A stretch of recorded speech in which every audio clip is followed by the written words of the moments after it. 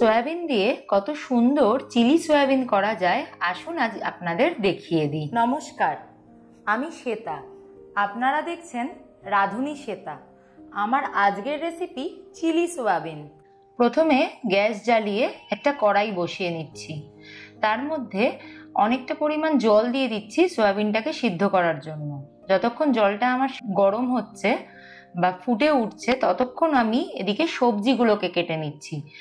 3টে বড় সাইজের পেঁয়াজ নিয়েছি, এরকম ভাবে কিউব কিউব করে পেঁয়াজগুলো কেটে নিতে হবে। দেখুন আমি আপনাদের দেখাচ্ছি। আর 2টো ছোট সাইজের ক্যাপসিকাম আমি নিয়েছি, চাইলে পরিবর্তে একটা বড় সাইজের ক্যাপসিকামও ব্যবহার করতে পারেন। মাঝখানের বীজটা এইভাবে বের করে দিতে হবে, আর ক্যাপসিকামগুলোকেও এরকম ভাবে কিউব কিউব করে কেটে নিতে হবে।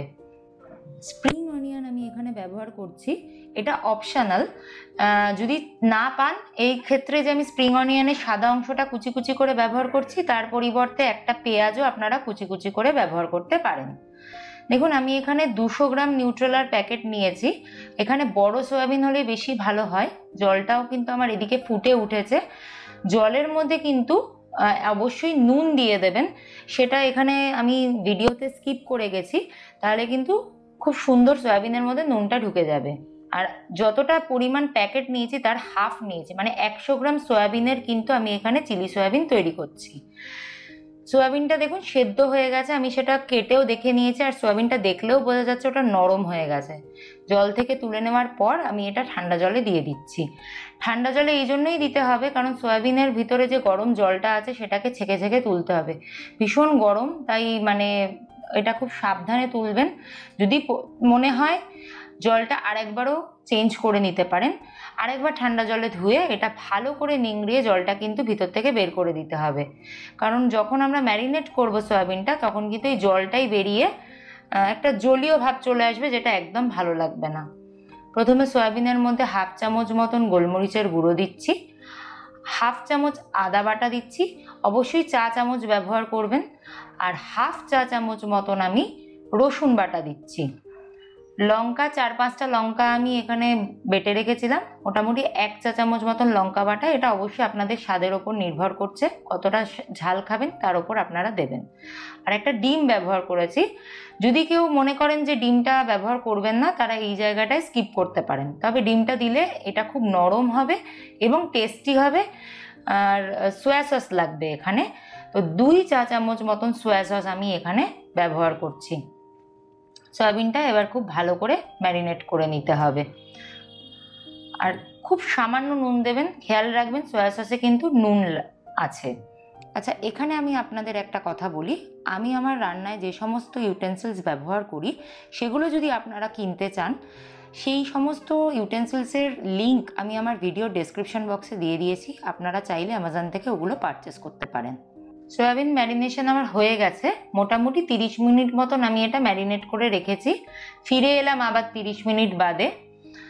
এবার আমি এখানে ময়দা আর কর্নফ্লাওয়ার ব্যবহার করছি। প্রথমে 1 টেবিল চামচ মতন ময়দা দিলাম, তারপরে আবারও 1 টেবিল চামচ, এইটা যেটা ব্যবহার করছি সেটা হচ্ছে 1 টেবিল চামচ মতন কর্নফ্লাওয়ার। আমি মেখে প্রথমে দেখে নিচ্ছিলাম যে কতটা আমার ময়দা আর কর্নফ্লাওয়ারের মিশ্রণ লাগবে। একটু জলীয় ভাবটা রয়েছে বলে আমি আরও 2 টেবিল চামচ মতন ময়দা আর 1 টেবিল চামচ মতন কর্নফ্লাওয়ার দিচ্ছি। রেশিওটা কিন্তু এখানে অবশ্যই খেয়াল রাখবেন, 2:1 রেশিও হবে।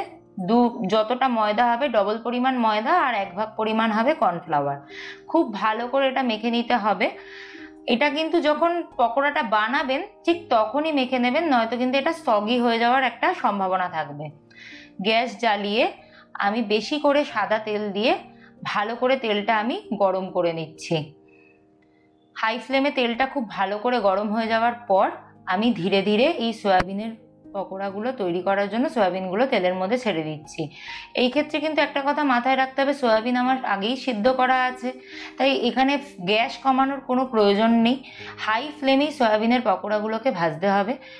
তেলে ছাড়ার পরে একটু ওয়েট করবেন, তারপরে নিজে থেকেই এটা ছেড়ে গেলে, আমি দেখাচ্ছিও আঙ্গুল দিয়ে, ওটা লাল হয়ে গেলে এরকম কালার হলে ওটা আস্তে করে উল্টে নিয়ে আরেক পিঠ ভেজে নিতে হবে। খুব ভালো করে এটা যখন লাল লাল করে ভাজা হয়ে যাবে তখনই কিন্তু এটা তুলে নেবেন। মানে এর থেকে কম ভাজলে কিন্তু যখন আপনি রান্নাটা করবেন তখন কিন্তু ওটার সেই ক্রাঞ্চি ব্যাপারটা থাকবে না। এইভাবে আমি ধীরে ধীরে পুরো সয়াবিনটা ভেজে নিচ্ছি। আমি এটা 3বার ভেজেছি, 3বারে ভেজেছি, তো আমি ভিডিওতে এখানে দেখিয়েছি 2বারে। তো এইভাবে তেলের মধ্যে দিয়ে অল্প অল্প করে ছাড়তে হবে, খুব সাবধানে ছাড়বেন। ছাড়ার সময় গ্যাসটা একটু কমিয়ে নিতে পারেন, কিন্তু ছেড়ে দেওয়ার পর গ্যাসটা অবশ্যই বাড়িয়ে নেবেন। এই ব্যাচটাও আমার ভাজা হয়ে গেল, আমি এটা তুলে রেখে দিলাম। প্রথমেই আমি সসের মিক্সচারটা তৈরি করে নিচ্ছি। একটা কাচের বাটির মধ্যে 3 টেবিল চামচ মতন টমেটো কেচাপ দিয়ে নিলাম, 2 টেবিল চামচ মতন সয়া সস দিচ্ছি এখানে, আর লাগবে এখানে আমার রেড চিলি পাউডার। আমি যে রেড চিলি পাউডারটা ব্যবহার করেছি সেটা হচ্ছে কাশ্মীরি, জাস্ট কালারটার জন্য এটা ব্যবহার করবেন, না চাইলে এটা নাও ব্যবহার করতে পারেন। আর লাগছে আমার এখানে green chilli sauce. Green chilli sauce আমি এখানে 1.5 টেবিল চামচ মতন ব্যবহার করেছি। যদি আপনাদের কাছে রেড চিলি সস থাকে আপনারা সেটাও ব্যবহার করতে পারেন। খুব সামান্য চিনি দিয়েছি, কারণ এক্ষেত্রে ব্যালেন্স হয় স্বাদের। সসগুলোকে আমি খুব ভালো করে মিক্স করে নিচ্ছি, তারপরে আমি চলে যাব রান্নায়। যতটা পরিমাণ তেল নিয়েছিলাম আপনারা দেখতেই পাচ্ছেন, তার থেকে অনেকটা তেল আমি কম করে নিয়েছি, মোটামুটি 8-10 টেবিল চামচ মতন তেল আমি দিয়েছি। আচ্ছা, এখানে আমি যেটা ব্যবহার করছি সেটা হচ্ছে 1/2 চা চামচ করে আদা বাটা আর 1/2 চা চামচ করে রসুন বাটা। এক্ষেত্রে রসুন কুচি বা আদা কুচিও দেওয়া যেতে পারে। লঙ্কা আমি এখানে কুচি কুচি করে রেখেছিলাম, এখানে 4-5টা লঙ্কা আমি এখানে কুচি করে রেখেছিলাম, সেটা দিলাম। স্প্রিং অনিয়নের যে সাদা পোর্শনটা আছে, সেই কুচি করা যে স্প্রিং অনিয়নের সাদা পোর্শনটাও আমি তেলের মধ্যে দিচ্ছি।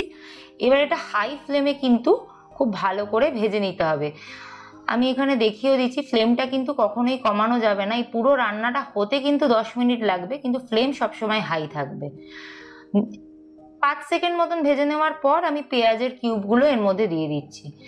পেঁয়াজের কিউবগুলো খুব বেশি ভাজা যাবে না, তাহলে পেঁয়াজের যে ক্রাঞ্চি ভাবটা সেটা চলে যাবে। মোটামুটি 3-4 মিনিট ভেজে নিতে হবে।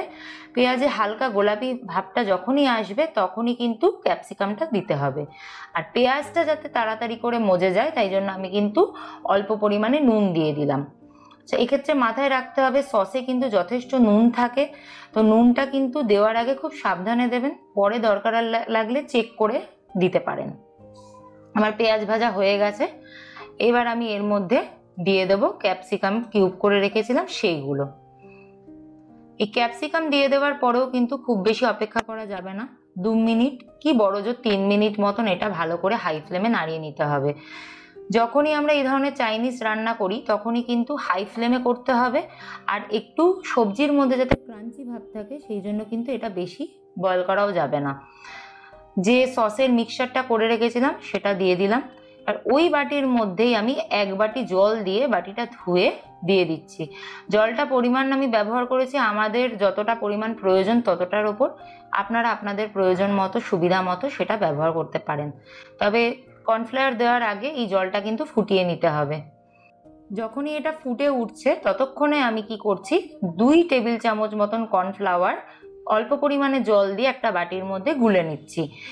এই কর্নফ্লাওয়ার স্লারিটা কিন্তু আমি ব্যবহার করব, আর হাই ফ্লেমেই কিন্তু আমার গ্যাসটা আছে, এটা কিন্তু সবসময়ই মাথায় রাখবেন। খুব ভালো করে কর্নফ্লাওয়ারটা গুলে নেওয়ার পর এবার আমি যে সয়াবিনের পকোড়াগুলো ভেজে রেখেছিলাম সেগুলো কিন্তু আমি এর মধ্যে দিয়ে দিলাম।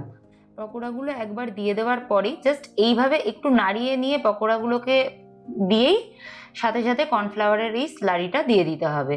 আর কর্নফ্লাওয়ার স্লারি দিয়ে দেওয়ার পর কিন্তু খুব বেশি ফোটাবেন না, তাহলে কিন্তু একদম শুকনো মতো হয়ে যাবে। জাস্ট একবার একটু ফুটে উঠলেই গ্যাসটা বন্ধ করে এখানে রেখে দিতে হবে। আমিও সেটাই করেছি, আপনাদের দেখাচ্ছিও যে আমি গ্যাসটা বন্ধ করে দিচ্ছি। তার আগে আমি স্প্রিং অনিয়ন দিয়েছি, যে গ্রিন কালারের পার্টটা ছিল কুচি করে রেখেছিলাম, এটা চাইলে আপনারা দিতেও পারেন, এটা খুবই অপশনাল, এটাতে স্বাদের কোনো রকম চেঞ্জ হয় না। এটা দেওয়ার পর ভালো করে মিশিয়ে নিয়ে আমি গ্যাসের ফ্লেমটা একদম বন্ধ করে নিলাম। রান্নাটা করতে কিন্তু আমার 10 মিনিট লেগেছে, তার আগে পকোড়া করে এগুলো করতে একটু সময় লাগে, কিন্তু রান্নাটায় অত সময় লাগে না।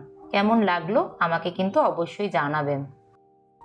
তৈরি হয়ে গেল ভীষণ সুস্বাদু একটা রেসিপি, চিলি সয়াবিন। আপনারা বাড়িতে কিন্তু অবশ্যই এটা ট্রাই করুন এবং কমেন্ট করে আমাকে জানাবেন যে কেমন লাগলো। যদি ভিডিওটা ভালো লেগে থাকে অবশ্যই একটা লাইক করবেন আর আমার চ্যানেলটিকে সাবস্ক্রাইব করার অনুরোধ রইল। পাশের বেল আইকনটা কিন্তু অবশ্যই প্রেস করবেন। আজকের মতো আসি বন্ধুরা।